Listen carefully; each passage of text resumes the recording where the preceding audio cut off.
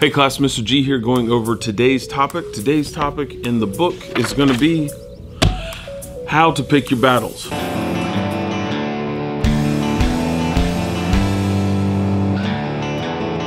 Hey class, Mr. G here. I've been teaching well over 10 years, and some of the little tips, tricks of the trade that I've come across. Today's topic that we're going to be discussing is dealing with how to pick your battles.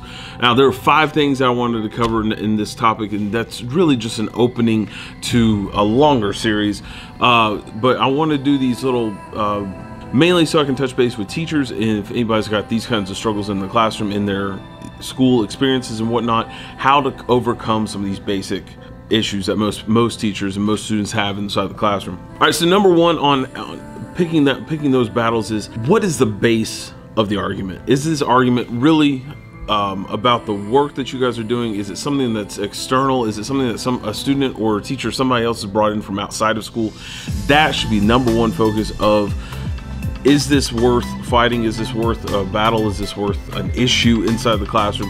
Number one, is this caused by what is actually going on in the class? If so, then you have an instructional issue.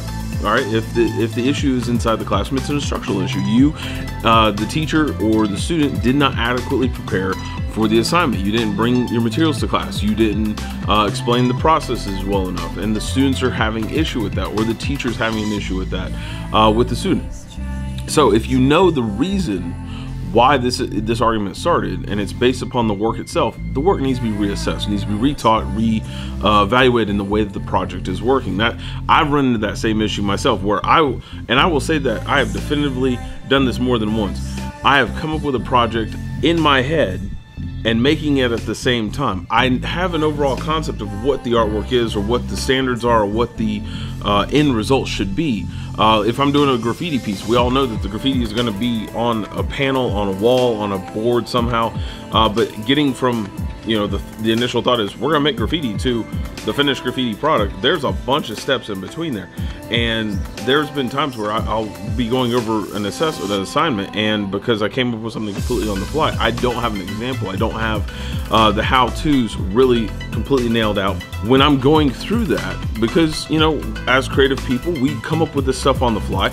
I've told my students ahead of time to prep them, to base upon them not having any arguments, not having any issues in the assignment, is I'm coming up with this right now, and I will tell, and this is what I'm telling them. I'm coming up with this right now. I'm going over the steps. I know what's going to happen in the end. I know what's going to come up here, but I haven't made it out on paper anywhere for you guys to see, because I'm still coming up with that idea myself.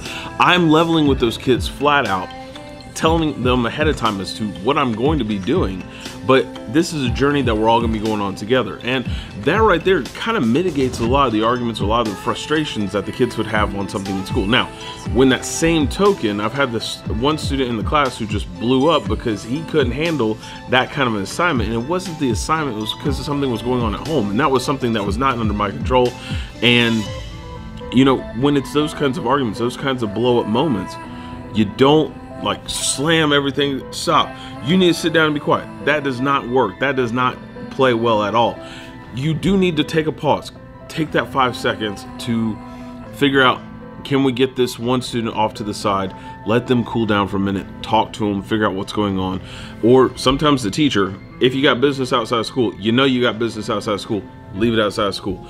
I completely believe, and I know for a fact when I'm working, that I have 2 different mindsets. I have an outside of school mindset, and I have an inside of school mindset. And I know where, as soon as I cross that threshold of my doorway, that changes. And I keep that consistent throughout my entire professional existence. And there's a reason for that, because I have issues outside of school. I have issues inside of school. I don't want those 2 issues coming together, crossing, because that affects me in the way that I teach, and the way that I can create these assignments for my students, the way I create these videos.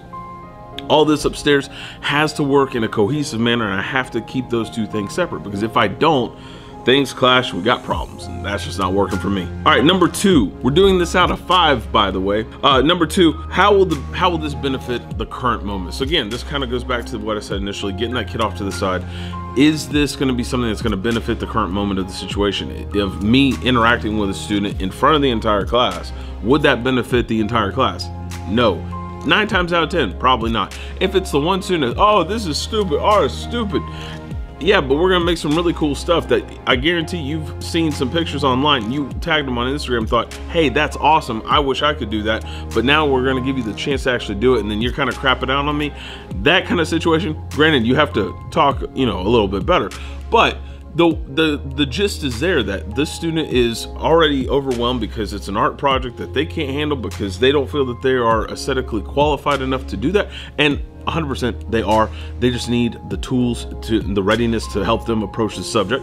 And getting into that for that single minute does help the situation, because then you're reinforcing that, yes, we are all learning here. We are all evolving as artists. And that is something that we all need to work together on. No one is being left on the side. Everybody's gonna be working on this together, and we're all gonna make this happen. Now, for the other student who's blown up because something's happened outside of class, handling it at that moment, it's not gonna work because that kid is already hot. And you don't want to have a hot situation that just blows up into a giant inferno. I have had that happen, not to me, but in another classroom that I was in, and I had to split with the other teacher, and I told them, all right, you need to like take the class, I'll take the one kid, pulled him off to the side, figured out what was going wrong, and giving him that little bit of counseling on the side. That helps those situations. Granted, having 2 teachers in a classroom is not always like, this is normal. But I was on planning, I was stopping in, had a question for a friend of mine, and we were going off, had a situation, handle the situation. So again, breaking up as to what happens in that moment, how do you solve that problem? Number 3. Now, this is like the overall arch of everything I've already said, which is the other party open to help or info? If it's the kid who blew up, probably not at that exact moment. You gotta give that cool down space. You gotta give that time, and you have to, in a split second, make that call. Is this kid hot, and is this kid gonna listen to what I have to say in less than 5 seconds, or do I need to wait and do it in a few minutes? Usually you need to wait, do it in a couple minutes. Finish the overall class. You're not letting one kid fall off the bandwagon. You are just making sure that everybody else is settled. So then when you have to differentiate and you have to do individual instruction to another student, that this group over here, they're good to go on their own. This one that's on the other side, you need to help them individually, and they work better because of that, because you're taking that time out to help them. It's a cognitive thing, it's a process. Knowing that they have somebody who is helping them when they know and everybody else knows that they're struggling with something, this helps the overall, and that's a key thing. And that's something that you always want to keep in mind. Is this going to help the overall, or is this just going to be a band-aid for a short time and then everything's just going to get worse? Because if it's that situation, you need to figure out your game plan so that you come up with a better process. Let's go on to number 4. All right, is this really about you? I have been in a number of schools, classrooms, universities where this has been like that big issue where, again, on is the party open to info, that's usually a student thing. Is this really about you? Did you, again, like I said, when I hit that threshold, I become a different person. I'm aware of that, and I know that that has to work for me, but it doesn't work for everybody. So the stuff that you bring in from outside into the school process, into the classroom, whatnot, wherever you are, is this really about you and that you aren't up to speed? Some of us aren't. I know for a fact, I cannot knit. I can't knit. And I blame my hands. My hands are too big. Crochet, not a problem. I can do that. If I went to a knitting class and I'm blowing up because I can't knit, that's about me. That's because I know my hands are just not tactically able to do this. It's just a thing. I don't know. I can't. I've tried. I really have tried. It just doesn't work. At the end of the day, knowing if this is about you or if this is about the student, and if you brought in that drama, you brought in those issues in the classroom, you need to take a minute to yourself and just say, hang on guys, I need to read something real quick so I can make sure that you guys are right on track and nobody has any questions. Take that 5 to 30 seconds. Really don't go past like a minute or two. And take that pause, take that break. I've pulled off to the side myself. I'll go by my computer and say, hang on one second. I'll go to my computer, take a sip of coffee so that, the dry mouth thing, that happens. And I can go back into the instruction that I already had. As long as you can pull back and re-enter without any issues and really very little dead time, because that does take time out of the instructional period, then you're able to get back on task and the students aren't none the wiser. It's a great thing. They're really adaptive in that they can go from one thing to another, back and forth, constantly, as long as you're giving them direction and you're showing them the road that they're trying to travel down. If there's any hiccup, bump, tangent or some sort, they are going to take it. But if you gave them that little, give me just a minute guys, I need to redo this, just read the rest of this paragraph, give me like a minute and we'll move on. Kids take that, and usually if you set your classroom up right, you won't have any issue. Taking that minute, that just to else, you do need friends, some people to help you out. As long as you're aware of that, things will be okay. Don't forget, if you need that help, find somebody who you can talk to, find somebody that you can have questions with. I'm always open for questions in the comments below, as I say it at the end of all my videos. So if you have these questions, start that dialogue, start that community process. Fill in some comments below. Happy to work together.